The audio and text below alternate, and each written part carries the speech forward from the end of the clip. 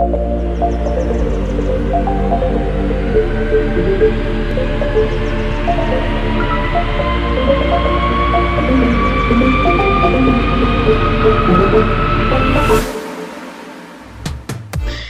and welcome to this week's episode of the Aviators South Africa podcast, Aviation Sunday, episode 9. My name is Kabir and I'm the host on the show with Warwick. Today on the show we'll be joined by our fellow aviation enthusiasts, Devarshan and Thomas. Today on the show we'll be talking about the Boeing 737 MAX recertification process on the horizon, some updates on the 777X, and this week's winner on the weekly Aviation Shoutout. Enjoy the podcast.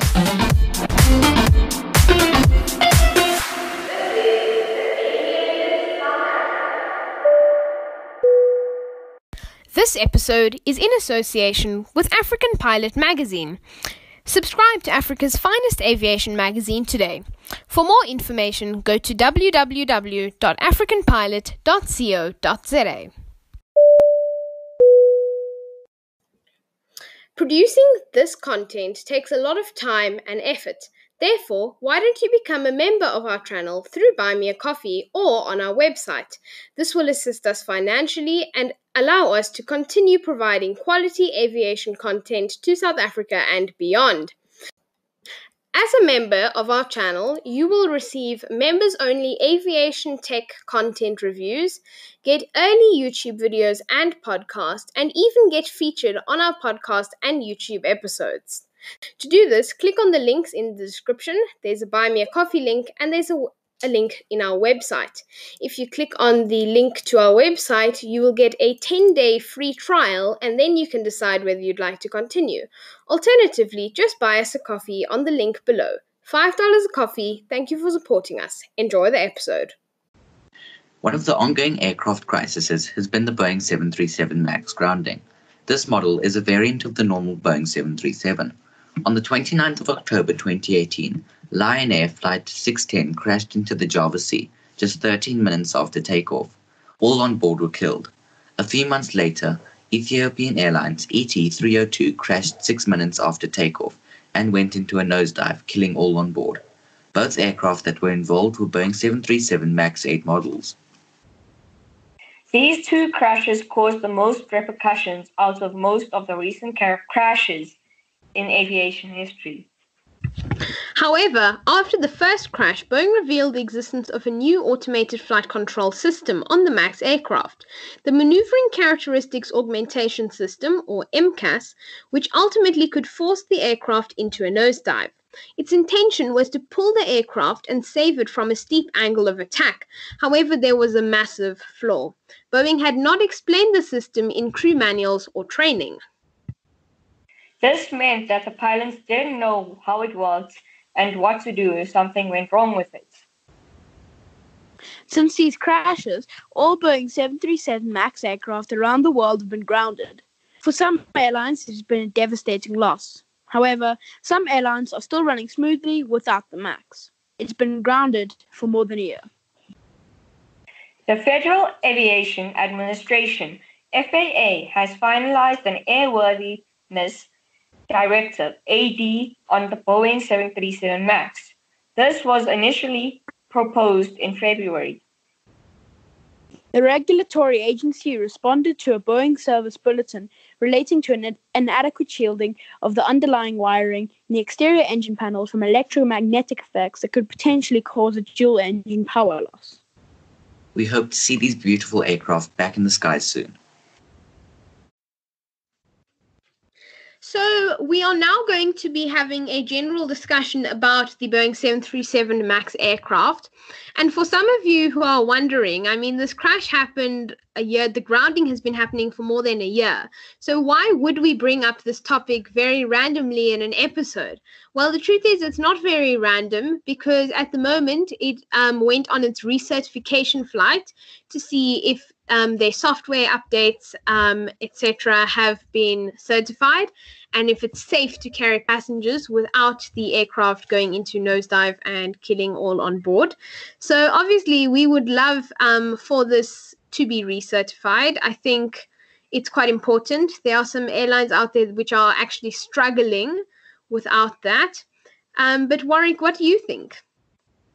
So a bit about South Africa's Comair. So Comair in South Africa also just got their first MAX aircraft from Boeing, and then there was the crash, obviously, and this was a major blow for Comair because it was one of their more fuel-efficient aircraft.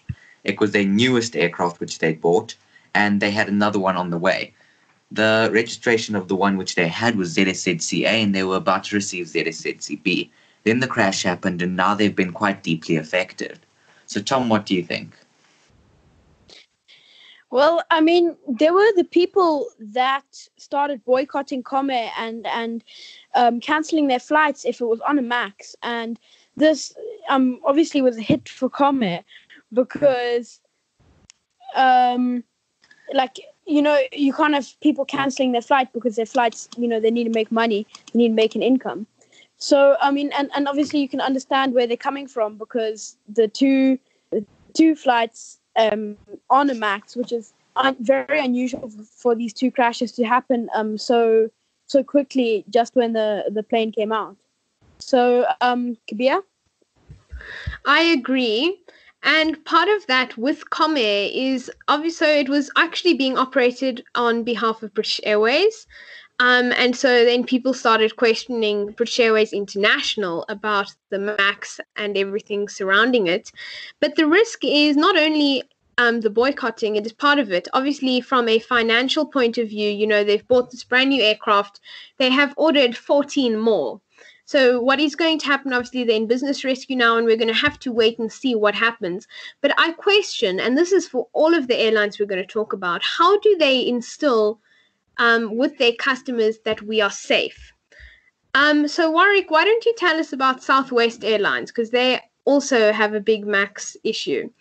But maybe actually I'll say that Southwest actually is just really struggling. And they were initially, because a massive chunk of their aircraft was 737 MAX aircraft. And so it was really difficult for them to come by. They had to lease older aircraft. They had to use aircraft they had sold and leased, and became very complicated. Warwick, what would you like to say? So also with Southwest, it is, as you said, very hard for them to create an income when they have got only half of their fleet, say, because they've got a massive chunk of their fleet in 737 MAX. They were all sitting outside Boeing waiting to be recertified. And so admittedly, the whole COVID-19 crisis has almost helped them a little bit in this form because they haven't had to put up with the huge amounts of passengers which they need to carry around. Exactly. I completely agree. And airlines are really struggling to keep afloat. But it's going to be a developing story because we'll have to wait and see what the FAA do say about this airworthiness test for the MAX, and also how quickly can airlines actually execute their maintenance changes on a whole fleet. So Southwest has a massive MAX fleet. It'll probably take them a month or two to finish everything up to standard, because even after the Boeing aircraft has been certified, the airlines still individually have to get it certified. So even if the FAA approve it, the SACAA, the South African Civil Aviation Authority, may also have to go to Comair and approve it per aircraft. So it's a waiting game. We'll have to wait and see. Now we are going to talk about the 777X. The 777X is a more advanced version of the now well-known 777. However, the 777 is getting outdated, as its first flight was on the 12th of June 1994. Boeing has been adding upgrades and extra features, but the oldest 777 is still no match for the more modern Airbus A350. So Boeing have decided to build a 777X, and this will feature all of the latest technology and innovative designs, including folding wingtips and more. However, we will probably only see this in service later next year. We have now read that with all the extra technology and folding wingtips, there's also going to be a new feature called the OFCR, the Overhead Flight Crew Rest Compartment. This is not new technology, but it is supposed to be available during takeoff, taxi, and landing. However, these extra features mean it will have to get extra certification. This technology will allow all the flight crew and cabin crew to take a rest while the other pilots are doing their job in all of the phases of the flight. We are super excited about all these extra features in the new 777X and looking forward to seeing what it has to offer. So, what does everybody think about the much anticipated Boeing 777X? Warwick? Well, I definitely think that it will give the Airbus A350 a run for its money in keeping up, and especially the A350-900 with the 777X-8. So I think we're just going to have to wait, and it will be super exciting for the first airlines to start getting it. However, with the MAX delay, because Boeing are now backlogged with all the MAX problems, they have extended it. So now the A350 is well into its service time. So, Devotion, what do you think? Well, there is a nice thing about the 777X is that the folding wingtips, it makes more space for the help me there, the word, I can't get it. For the fuselage to fit in with the smaller airports. Yes. Mm-hmm. Yeah. I completely agree. I was ask you if you thought that was going to be, but what I really am excited about with this aircraft is I'm with Warwick. It's going to give the A350 series a run for its money, but this new OFCR is quite an interesting one, because assuming we were on a flight to London and we had a flight crew, excluding cabin crew of 4, right? The 2 pilots would be there for takeoff, and then the other 2 are theoretically meant to be resting in that time. But of course, you can't do it during takeoff. So now this would have changed all of those in-flight dynamics that we'd see on long-haul flights. But I also think, British Airways, Emirates, ANA, just to name a few who have ordered, there are a lot more, Lufthansa. I think it's a difficult time to be taking in these brand new aircraft, with COVID and such. But it's definitely going to be exciting to see. The one thing I was going to say is with the MAX problems, that's going to slow, create backlog. But they actually ran a test on the 777X a while ago now, a month or 2, and its door came off and exploded, and there was a cabin pressure issue. So the 777X is having problems with its own, and trying to couple the 737 MAX is really going to make it difficult to get it out, any faster. So we'll have to wait and see. But so far, it's going to be a really incredible aircraft. Sun Express 866, contact approach 19050. That's a Boeing 5172. We are descending flight level 70 on course to Sierra Papa Lima. Ocean 37 Yankee, descend flight level 100. After RT proceed to Sierra Papa Yankee. We are going to be doing the weekly aviation shoutout a bit differently this week. This week's winner is Sling Aircraft. They manufacture amazing aircraft from Johannesburg, South Africa, and are sold to customers and flight schools all over the world. So let's take a look at their most recent aircraft. Sling is a South African aircraft manufacturer based in the south of Johannesburg, and they've just released their brand new next generation trainer aircraft, NGT, which is designed specifically for flight training. The new aircraft is based off the Sling 2, which has been in operation for a while now.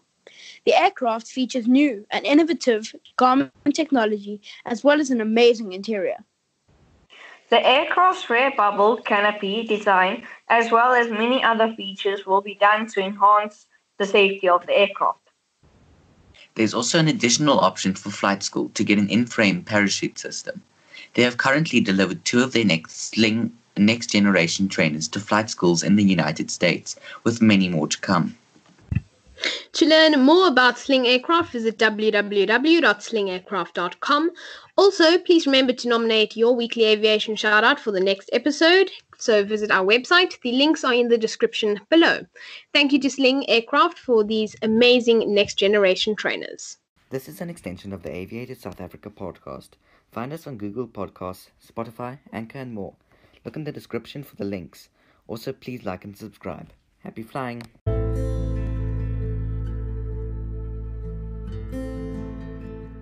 Thanks for tuning in to this week's episode of the Aviators South Africa. We'll see you next time on next week Sunday, 3 p.m. South African time. Please stay safe, stay home. Together we can beat the coronavirus. Hashtag Stay Home South Africa. To find out more about the coronavirus, visit sacoronavirus.co.za for more information. There is also a WhatsApp support number at 0600-123-456. That is 0600-123-456. Stay safe, South Africa.